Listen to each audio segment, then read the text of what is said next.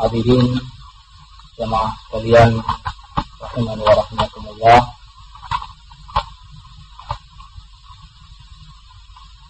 Sebelum kita memasuki pelajaran kitab Riyadhus Shalihin karya Imam Nawawi rahimahullah, ada hal penting yang perlu kita perhatikan bersama, yaitu diriwayatkan oleh Amr bin As radhiyallahu anhu, seorang sahabat, bahwa Amr bin As menyatakan,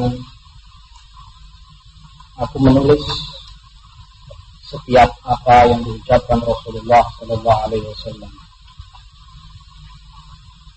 Dan hal itu terdengar oleh Yahudi, sehingga kata orang-orang Yahudi, ya Amr bin As, taktubu an Rasulillah wa huwa basharun mithluna yaghdabu wa yarda. Bagaimana kamu menulis segala sesuatu yang diucapkan Nabi, padahal dia juga manusia biasa seperti kita, kadang emosi, kadang marah, kadang dalam keadaan tenang.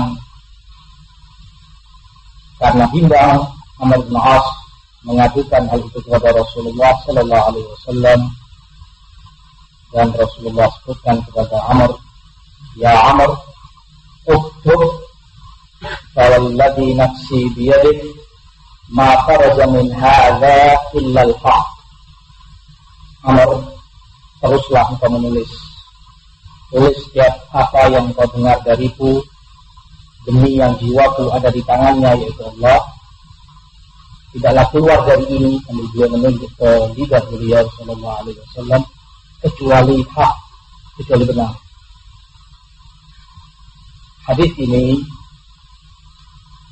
disebutkan oleh para ulama sebagai dalil sunnahnya menulis ilmu, riwayat-riwayat hadis dari Rasulullah sallallahu alaihi wasallam atau secara umum tentang ilmu hendaknya ditulis, dicatat, di mana kita tidak bisa mengandalkan hafalan semata. Seperti disebutkan oleh para a'immah, al-hifdzu khawwan, hafalan itu pengkhianat, artinya suka mengkhianati kita. Kadang kita sekarang betul-betul hafal 2-3 sekian hari, kita inginkan untuk mengeluarkan apa yang kita hafalkan, lupa, berkhianat kepada orangnya. Sebab itu kata Imam Khatib rahimahullah, ilmu itu ibarat buruan, dan menulis itu ikatannya, jalannya. Maka hendaklah seorang penuntut ilmu, orang mencari ilmu, mengikat buruannya dengan catatan. Berarti ilmu itu harus ditulis. Kami himbaukan dari sini segenap jamaah, kalau bisa yang mencatat faedah-faedah yang didapati, untung-untung kalau bisa memegang kitabnya, tidak terjemahan dari kitab Riyadhus Shalihin, sehingga bermanfaat untuk di waktu yang kemudian. Baik, kitab ini Riyadhus Shalihin, demikian namanya, dinamakan oleh Imam Nawawi. Wallahu a'lam. Penamaan ini Riyadhus Shalihin artinya kebun-kebunnya orang-orang saleh. Kebunnya orang-orang saleh. Penamaan ini terambil dari hadis yang diriwayatkan oleh Imam Ahmad dalam musnadnya, dari hadis Anas bin Malik radhiyallahu anhu. Rasulullah SAW sebutkan, idza marartum bi riyadil jannah farsa'u. Kalau kalian melewati kebun-kebun surga, hendaknya kalian nikmati. Kalau kalian melewati kebun-kebun surga, kalian nikmati. Riyadul jannah. Qalu wa ma riyadul jannati ya Rasulullah. Sahabat bertanya, apa itu kebun-kebun surga ya Rasulullah? Rasulullah sebutkan halaqud dzikr atau hilaqud dzikr. Taman-taman surga yang dimaksud adalah majlis zikir. Majlis zikir. Dari sinilah penamaan kitab Riyadhus Shalihin, taman atau kebunnya orang-orang soleh, yaitu taman-taman surga yang Rasulullah perintahkan kalau melewati majlis tersebut untuk dinikmati. Ini sebagaimana kita melewati taman, kita duduk di sana, menikmati pemandangan yang indah, hawa yang sejuk. Demikian pula di majlis itu Rasulullah anjurkan untuk duduk, mendengarkan dan mempelajari apa yang disampaikan di sana. Di dalam riwayat Ibnu Abbas dalam Mu'jam Tabrani, ketika Ibnu Abbas ditanya apa itu hilaqul dzikir, majlis zikir, disebutkan di sana majalisul ilm. Majlis zikir itu yang dimaksud majlis ilmu. Majlis ilmu. Sehingga pengertiannya lebih umum, lebih luas dari sekedar majlis yang di sana dibaca subhanallah, alhamdulillah, la ilaha illallah dan yang semakna dengan itu. Bukan hanya itu majlis zikir, itu betul termasuk majlis zikir. Namun yang lebih luas dan lebih mulia dari itu, majlis yang di sana dibahas ilmu syariat. Oleh sebab itu kata Imam Atha bin Abi Rabah, murid Ibnu Abbas, majlis zikir itu adalah majlis halal wal haram. Majlis yang dibahas di sana apa yang halal, apa yang haram. Majlis yang dibahas di sana bagaimana Anda menikah, tata cara pernikahan di dalam syariat, bagaimana Anda cerai, bermuamalah dengan istri, bagaimana Anda berjual beli, dan segala aktivitas yang diatur dan diajarkan dalam syariat. Itulah pengertian majlis zikir, dan itulah yang disebut Rasulullah sebagai Riyadul Jannah, taman-taman surga, taman-tamannya orang-orang saleh. Itulah sekilas tentang penamaan Imam Nawawi rahimahullah dari kitab beliau Riyadhus Shalihin. Karena di sana dalam kitab ini beliau bawakan hadis-hadis tentunya sebagai bekal bagi seorang muslim di dalam kehidupan sehari-harinya. Ilmu yang bersumber kepada Rasulullah Sallallahu Alaihi Wasallam tentang halal, tentang haram, tentang akhlak, tentang adab, ibadah dan lain sebagainya. Hadis yang pertama yang dibawakan oleh Imam Nawawi rahimahullah adalah hadis Umar bin Al-Khattab radhiyallahu anhu. Bab pertama yang beliau bawakan adalah bab al-ikhlas, bab tentang keikhlasan. Hadis Umar bin Al-Khattab an Rasulullah sallallahu alaihi wasallam qala innamal a'malu binniyat wa innama likulli imri'in ma nawa. Faman kanat hijratuhu ila Allah wa rasulihi fa hijratuhu ila Allah wa rasulih. Wa man kanat hijratuhu ila dunya yusibuha aw imra'atin yankifuha fa hijratuhu ila ma hajara ilaih. Dari sahabat Umar bin Khattab, Rasulullah sebutkan amalan itu tergantung niatnya. Amalan itu tergantung niatnya, dan masing-masing orang akan mendapati apa yang dia niati. Maka barang siapa yang hijrahnya kepada Allah dan Rasul, maka pahala hijrah itu akan dia dapati di sisi Allah.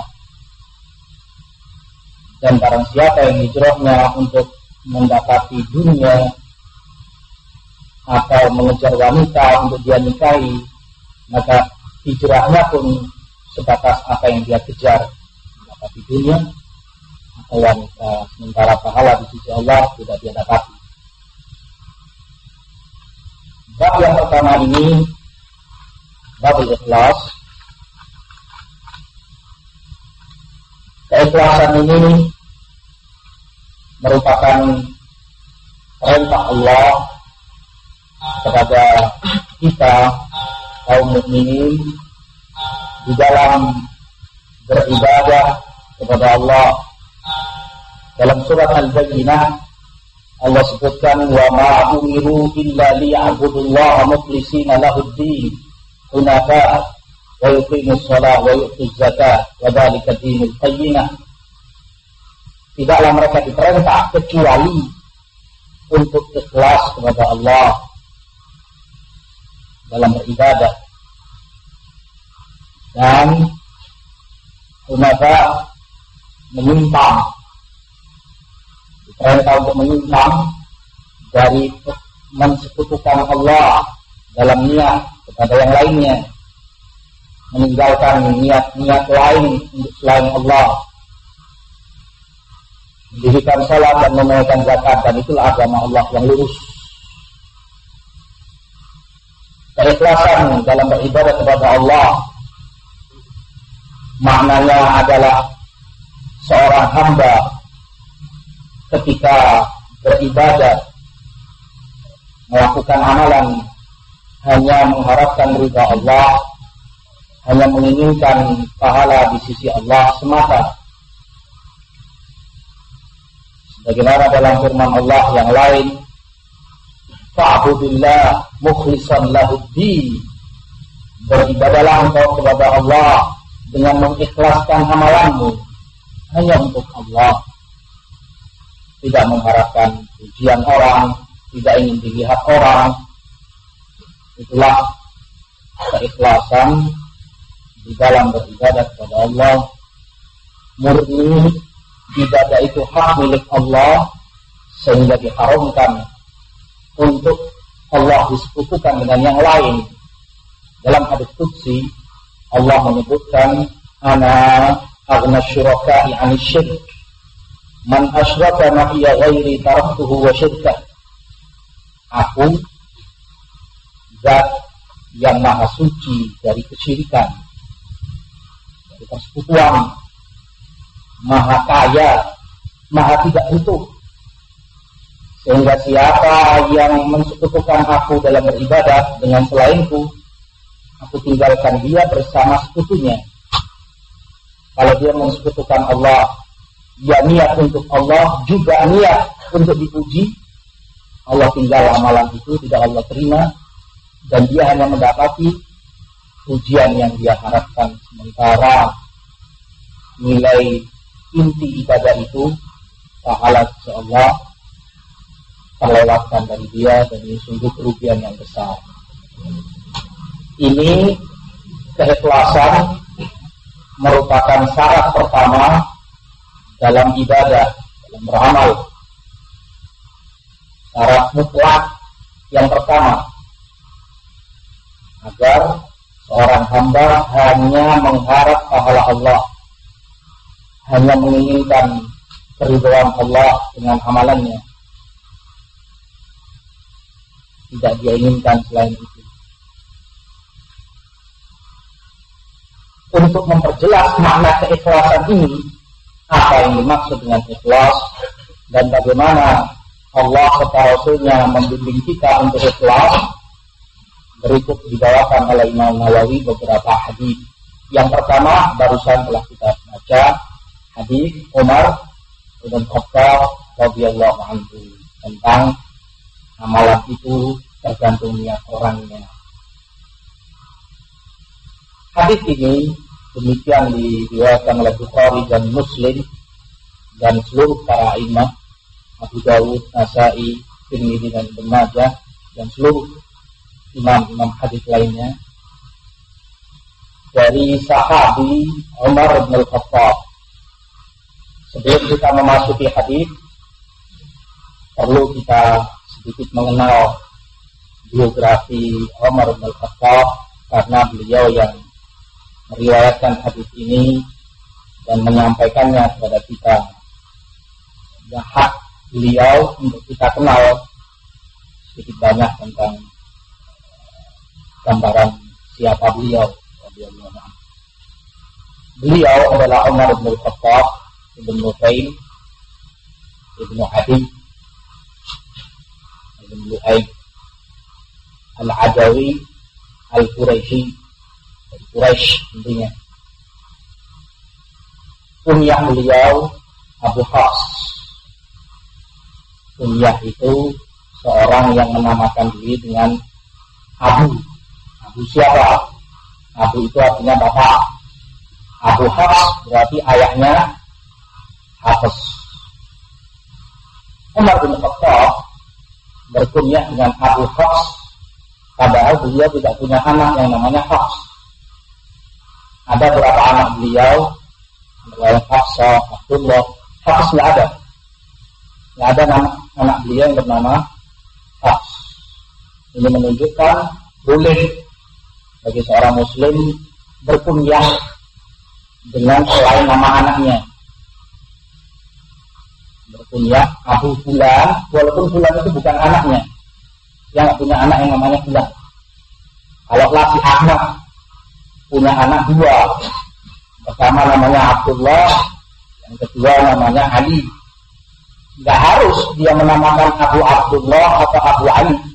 Boleh dia menamakan diri Abu Zaid, Abu Amr, Abu Khalid, atau siapa yang dia kehendaki. Umar bin Khattab, Abu Hafs. Amirul Mukminin, beliau Amirul Mukminin sebagai pemimpin kaum mukminin. Dan ini lakop julukan pertama yang diberikan kepada khalifah, karena sebelum beliau Abu Bakar Siddiq radhiyallahu anhu dijuluki dengan Khalifatu Rasulillah. Khalifatu Rasulillah. Khalifah itu artinya pengganti.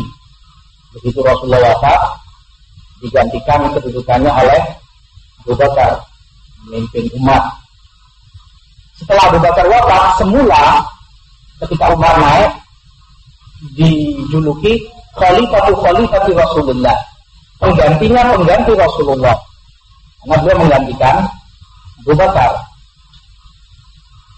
Beberapa tahun berjalan, kemudian dipikirkan oleh para sahabat, maka mereka kalau ini dibiarkan terus ya berkepanjangan, nanti kalau penggantinya Umar Khalifatu Rasulullah, penggantinya pengganti Nabi. Nanti khalifah yang keempat Khalifatu panjang akhirnya. Nah, untuk mempersingkat itu digantilah nama Khalifatu Rasulullah dengan nama Amirul Mukminin, pemimpin kaum mukminin. Ini julukan pertama kepada khalifah setelah Abu Bakar Siddiq radhiyallahu anhu. Beliau salah satu dari 10 sahabat yang dipastikan surga oleh Rasulullah. Salah satu dari 10 sahabat yang dijamin dan dipastikan surga bagi mereka. Satunya Umar bin Khattab ini, salah satu dari khulafah arba'ah, khulafah yang 4, Abu Bakar, Umar ini, Utsman bin Affan dan Ali bin Abi Thalib radhiyallahu anhu. Umar bin Khattab ini dilahirkan 13 tahun setelah keterangan Dajjal, tahun Dajjal, Abraha. Beliau masuk Islam setelah 40 lelaki dan 11 wanita. Jadi orang ke 52 urutannya. Sebelum beliau sudah ada 40 sahabat, sudah ada 11 sahabiat. Jadi orang yang ke 52. Tetapi walaupun demikian, Allah dan Rasulnya mengangkat derajat beliau sehingga menjadi orang kedua yang termulia di kalangan para sahabat setelah Abu Bakar. Menjadi orang yang paling mulia di kalangan para sahabat setelah Abu Bakar. Padahal Islamnya termasuk ya agak terlambat, sudah 52 orang, sudah 51 orang. Itu tentunya keutamaan yang Allah berikan kepada orang yang Allah kehendaki. Umar bin Khattab ini ketika beliau Islam, kata Imam Ibn Abdul Bar, menjadi penyebab mulianya Islam dan kaum muslimin. Menjadi penyebab mulianya Islam dan kaum muslimin. Semula tertekan, ditindas oleh musyrikin Quraisy. Harus itu dalam sirah dan sejarah Nabi. Dan Nabi semenjak awal berharap-harap terus untuk masuknya Umar ini kepada Islam. Sehingga salah satu doa beliau dalam riwayat Tirmidzi, Allahumma a'izzal Islam bi ahadil umarain. Apa bi ahad fi hadaini rajulain. Ya Allah, muliakan Islam ini dari ancaman kaum musyrikin. Muliakan dengan salah satu dari dua orang ini. Muliakan Islam, muliakan kami ya Allah dengan salah satu dari dua orang ini. Yang pertama Umar bin Khattab atau Amr bin Hisham. Amr bin Hisham ini yang dikenal dengan nama Abu Jahal. Diharapkan salah satu dari keduanya karena kedua-duanya tokoh paling ditakuti, tokoh paling disegani, tokoh paling paling ditokohkan lah di tengah-tengah kaum Quraisy. Dan hati Rasulullah lebih cenderung kepada Umar, berharap sangat untuk Umar itu masuk Islam, dan dikabulkan akhirnya oleh Allah SWT dengan Islamnya Umar bin Khattab radhiyallahu anhu. Begitu beliau masuk Islam, beliau umumkan di tengah-tengah kerumunan Quraisy, ada Abu Jahal, Abdullah, ada Walid, dan yang lainnya, Umayyah bin Khalaf. Dengan lantang dan beraninya Umar menyatakan, Quraisy, ketahui saya sudah iman kepada Muhammad. Di antara kalian yang kepingin ibunya kehilangan anaknya, temui saya di lembah. Di antara kalian yang ingin ibunya kehilangan anaknya, dia mati, temui saya di belakang lembah. Artinya tantang lagi. Dan tidak satu pun berani, termasuk Abu Jahal, orang yang takut kepada Umar bin Khattab radhiyallahu anhu. Umar bin Khattab pula disebutkan oleh Ibn Mas'ud, sahabat, mazilna a'izzatan mundu aslama Umar. Kami para sahabat terus dalam keadaan mulia semenjak Islamnya Umar bin Khattab. Quraisy mau mengganggu lagi, musyrikin Quraisy hendak menyakiti Rasul atau kaum mukminin, bikin perhitungan 1000 kali. Di sana ada Umar bin Khattab. Salah satu kemuliaan beliau atau keutamaan yang beliau miliki, fadail, dalam riwayat Bukhari Muslim dari Sa'ad bin Abi Waqqas, sabda Rasulullah, Ibn al-Khattab walladhi nafsi biyadih malakiyaka syaitan salikan fajjan illa salaka fajjan ghairu fajjik. Wahai Ibn al-Khattab, Umar,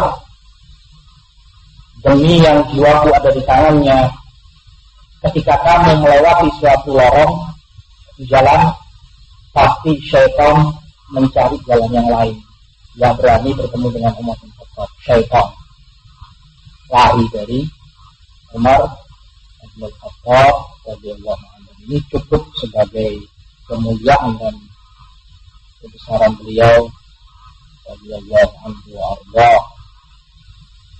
Umar bin Khattab beliau wafat di akhir khilafah beliau tahun 65 Hijriah. Ada perselisihan di kalangan ulama, ada bilang 63, 64, sekitar itulah, 63, 64 atau 65 Hijriah radhiyallahu anhu wa arda. Itu sekilas tentang sahabat Umar bin Khattab radhiyallahu anhu. Hadis yang beliau bawakan ini, innamal a'malu binniyat. Sesungguhnya amalan itu tergantung niatnya. Hadis ini hadis yang sangat besar, hadis yang sangat agung, sehingga kata para ulama seperti dikatakan Imam Syafi'i, Imam Ahmad Hanbal, innahu thuluthul ilm. Hadis ini sepertiga ilmu. Kalau agama itu ilmu secara utuh, sepertiga dari ilmu agama itu dikandung di dalam hadis Umar bin Khattab ini, innamal a'malu binniyat. Sepertiga dari, kata Imam Baihaqi, makna hadis ini sepertiga ilmu. Kata beliau, amalan manusia itu tidak lepas dari 3 perkara. Yang pertama, amalan yang dilakukan dengan hatinya. Amalan yang berkenaan dengan hati, seperti cinta, benci, meyakini, ini amalan-amalan hati. Yang kedua, amalan-amalan lisan. Amalan lisan seperti zikir, menasehati, baca Quran, dan lain sebagainya. Yang ketiga, amalan badan. Amalan badan seperti sholat, pergi ke masjid, haji, ini semua amalan yang berkenaan dengan badan. Hadis Umar bin Khattab ini, innamal a'mal binniyat, mewakili salah satu dari 3 bentuk amalan ini, berkenaan dengan hati. Amalan hati. Sesungguhnya amalan itu tergantung dengan niatnya, dan niat tempatnya hati. Berarti sepertiga dari ilmu, karena mencakup amalan hati. Tinggal sepertiga yang terakhir atau 2/3 berikutnya berkenaan dengan lisan dan badan. Itu menurut Imam Baihaqi. Sementara Imam Ahmad dan Ahmad bin Hanbal punya pemahaman lain.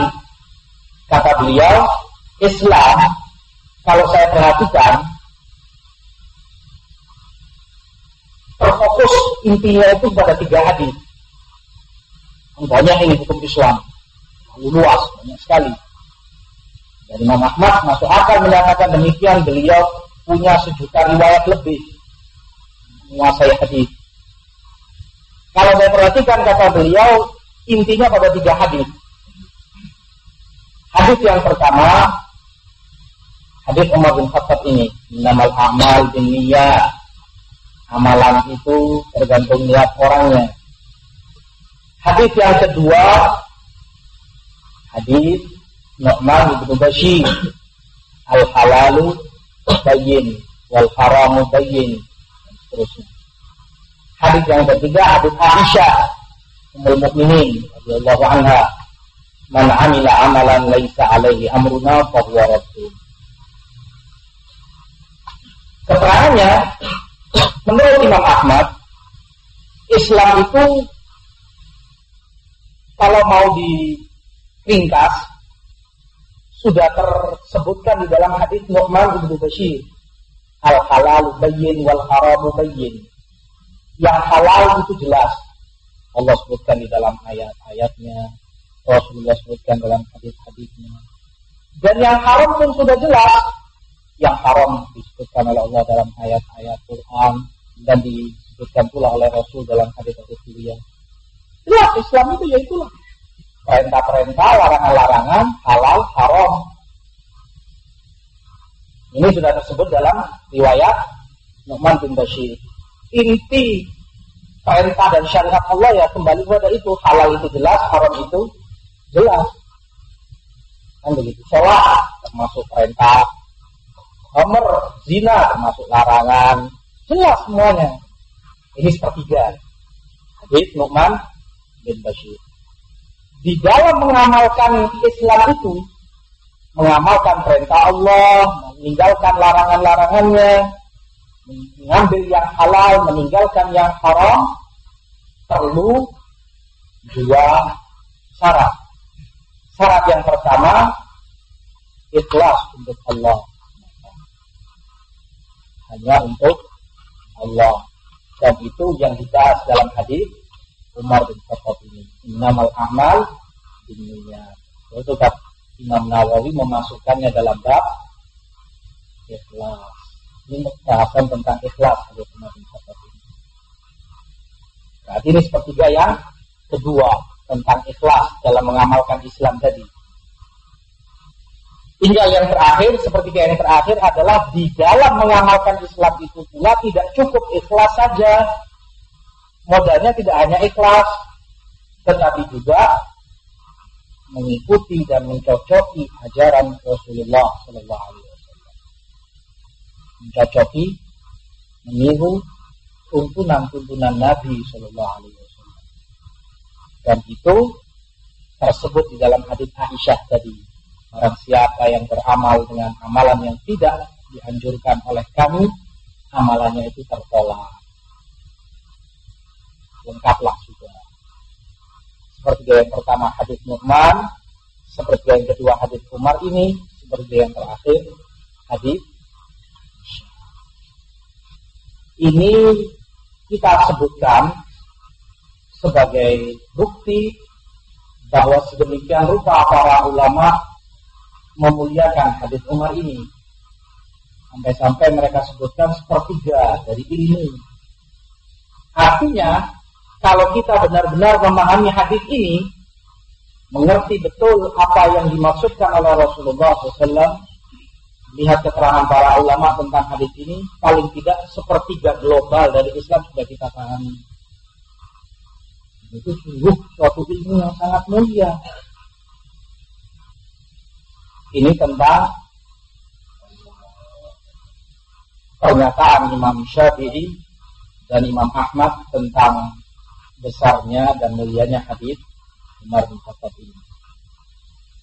Hadits Umar ini hadits yang masyhur, terkenal. Insya Allah semua orang pernah mendengarnya atau mengetahuinya. Maksudnya amalan itu tergantung niatnya. Namal a'malu binniyat. Walaupun demikian, di dalam Bukhari juga Muslim, hadits ini hanya diriwayatkan oleh Umar bin Khattab. Hanya diriwayatkan oleh Umar bin Khattab. Dari sekian sahabat hanya Umar yang meriwayatkan. Tidak ada lain. Ada, cuma semuanya jalan-jalan yang lemah, dhaif, sehingga nggak bisa dipakai. Jalan yang sahih satu-satunya adalah Umar bin Khattab. Bahkan yang meriwayatkan dari Umar bin Khattab ini di dunia cuma satu orang. Di dunia cuma ada satu orang, yaitu Alqamah.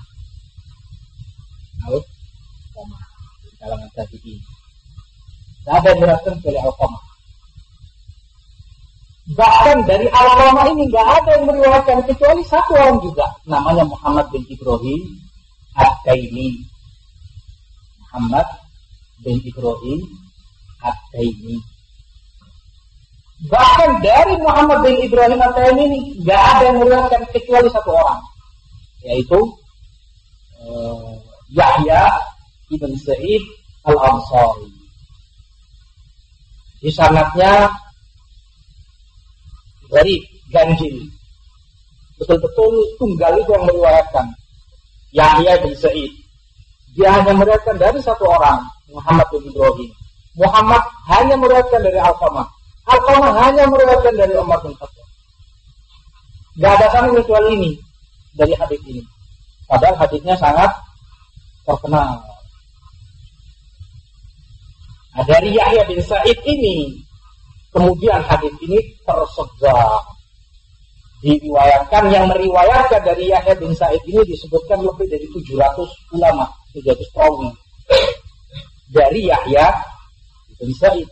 Tetapi ke atas ya cuma satu-satu tadi. Mengapa ini kita jelaskan? Untuk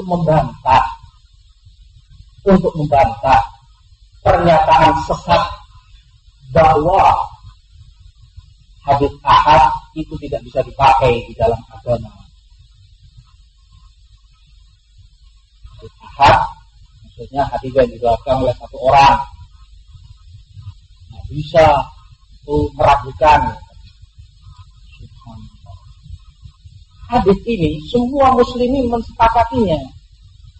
Umat Islam semua mengenalnya dan memakainya.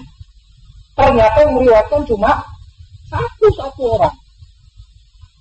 Di sanad yang bawah saja baru kemudian banyak. Tapi ke atas cuma satu. Dan ini hadits ahad memang. Ini suara sumbar yang menyesatkan, tidak menyesatkan umat. Karena kalau hadits itu diriwayatkan dari jalan cuma satu, tidak bisa dipakai. Dan ini pernyataan sesat, tidak benar. Hadits ini hadits yang pertama dimasukkan oleh Bukhari dalam sahihnya, tidak Muslim. Hadits yang pertama. Padahal Bukhari adalah kitab yang tersahih, kitab yang terbenar di dunia ini setelah Quran. Imam Bukhari lebih mengerti agama daripada mereka. Ini tentang periwayatan hadis Umar bin Khattab radhiyallahu anhu. Di dalam hadis kita bahas satu persatu, terpotong. Rasulullah Shallallahu Alaihi Wasallam sebutkan di sana, innamal a'malu binniyat. Sesungguhnya amalan itu tergantung niatnya. Sesungguhnya amalan itu tergantung niatnya. Amalan, lafaz amalan yang dimaksudkan adalah amalan secara umum. Artinya baik itu amalan badan, orang sholat, zakat, haji, juga amalan lisan, seperti zikir, doa. Ini semua makna dari amalan. Amalan ini, baik itu amalan badan, amalan hati, amalan lisan, semuanya tergantung dengan niat orangnya.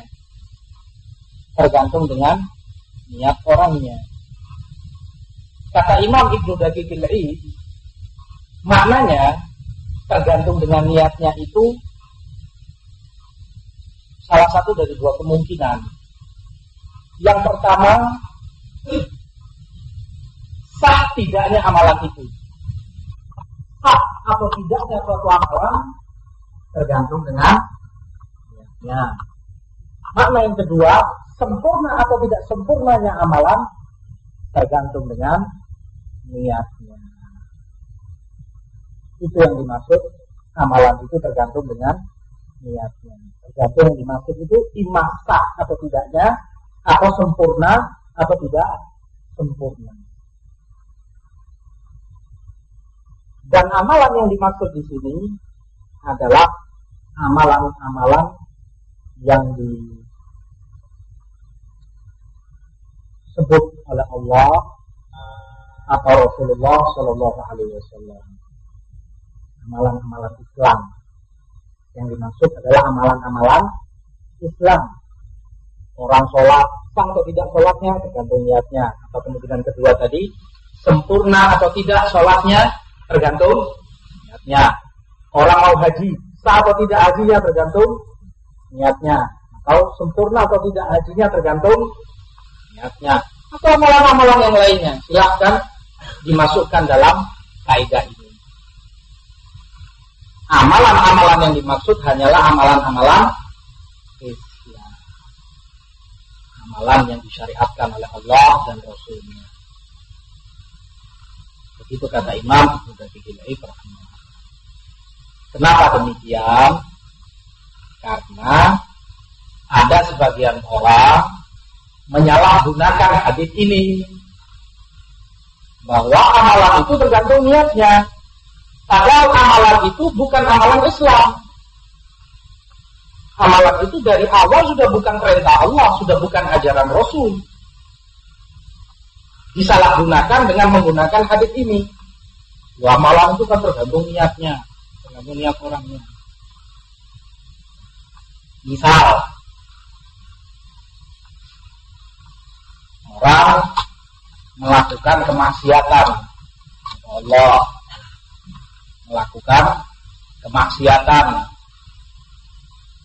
entah itu pacaran atau apalah,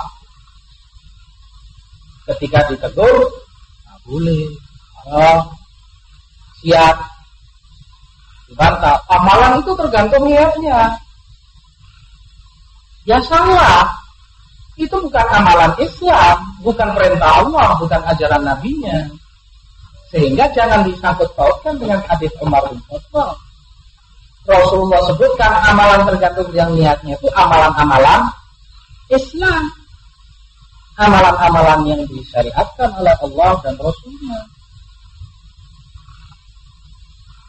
Bikin kontes betis indah atau apalah, lomba di antara wanita, itu haram. Bagaimana disaksikan lelaki? Wah, amalan itu tergantung niatnya. Gak bisa, bukan demikian makna hadis. Yang Rasulullah sebutkan ini amalan tergantung niatnya, itu amalan-amalan Islam. Sehingga kalau dari asal amalan itu bukan ajaran Islam, ya sudah gak ada sangkut pautnya dengan hadis ini. Dari asalnya sudah amalan batil, amalan yang gak akan dilihat oleh Allah Subhanahu wa ta'ala. Kelanjutannya kata Imam Ibnu Daqiq al-Eid rahimahullah, kalau dilihat dari keumuman syariat,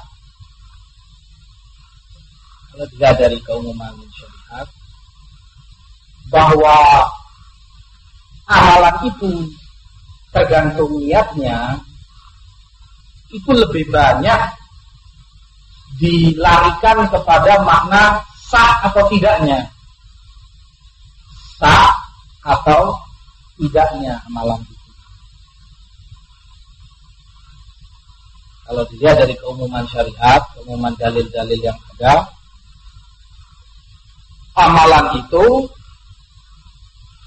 lebih banyak